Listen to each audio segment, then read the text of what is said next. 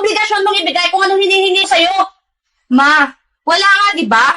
Hindi ko naman kinakalimutang nanay ko kayo ah. Kaya sana huwag niyo rin kalimutang anak niyo ako at hindi niyo ako bangko. Sakto, andyan ka na pala, anak. Nak, may pera ka ba dyan? Natalo kasi ako sa sugalan eh. Baka meron ka dyan nang makabalik na ako dun. Ho, ano kasi ma? Baon ko to bukas. Tsaka delayed na nga ako sa sahod ko. Kaya itong naiwang pera ko, ito na lang yung pinagkakasya ko. Anak, first time mong tumanggi ah. Mukhang natututo ka ng magdamot. Sige na, anak. Bigyan mo na lang muna sa akin yan. Gawan mo na lang ng paraan yung pambaon mo para bukas. Ma, nakalaan na yun para sa mga kailangan ko bukas. Hindi ba pwedeng itigil niyo muna yung pagsusugal niyo? Alam mo ikaw, Jai, kanina ko pa napapansin, rason ka ng rason. Ano, pinagdadamutan mo na ba ako? Baka nakakalimutan mong nanay mo ako. Ma, hindi naman sa pinagdadamutan kita. Basta. Ibigay mo hinihingi ko. Tapos tayo. Ma! Pa naman to. Ay. Ano bang makakain? Wala na namang pagkain? Mabuhay to. O nak, dyan ka na pala. Sahod ka na ba? Pwede naman ako. At saka, bakit late ka na umuwi? Wala pa po yung sahod ko, Nay. Tsaka nag-overtime ako. Nga pala, ba't wala na namang pagkain, Nay? Aba, tinatanong ko ba yan? Malamang, wala na tayong bigas. Bakit? Wala pa ba yung sahod mo? Baka meron ka na dyan. Medyo bored na kasi ako dito sa bahay. Wala pa po, Nay. Tsaka inuna kong bayaran yung bills natin, baka mawalan tayo ng kuryente. At saka pwede ba? Tigil-tigilan niyo muna yung pagsusugal niyo dahil nauubos na yung pera natin yung dahil dyan sa bisyo mo.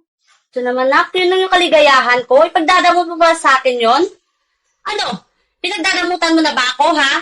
Baka nakakalimutan mong nanay mo ako, ha? Tsaka obligasyon mong ibigay kung anong hinihingi ko sa'yo. Ma, wala nga, di ba? Hindi ko naman kinakalimutang nanay ko kayo, ah. Kaya sana huwag niyo rin kalimutang anak niyo ako at hindi niyo ako bangko. Ang kapal ng mukha mo para sagutin ako ng ganyan. Wala ka ng respeto sa nanay mo. Tandaan mo, ako ang nagluwal sa'yo, Jai. Ako ang nasakripisyo sa'yo sa mundong to. Bakit, ma? Ginusto ko bang mahirapan kayo? Ginusto ko bang buhayin niyo ko?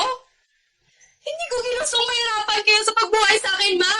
Yun na nga yung punto, Jai. Hindi mo ginusto. Pero dapat mong tandaan na obligasyon mo ako. Obligasyon mong ibalik ng paghihirap na dinanas ko sa'yo noon. Grabe, ma. Hindi naman ako nagkulang ibigay yung lahat ng hinihiling mo sa akin, ah.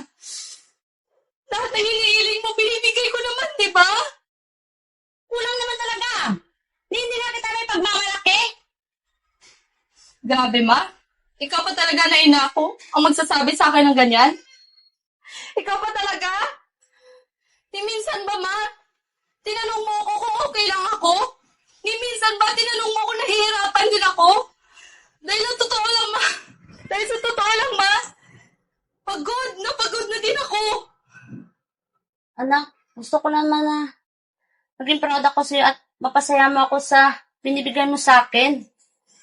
Yun na nga yun, May. Lahat nakadepende lang sa kung anong mabibigay ko sa'yo. Ma, kung kailangan mo ko, mas kailangan din kita. Kailangan ko ng ina.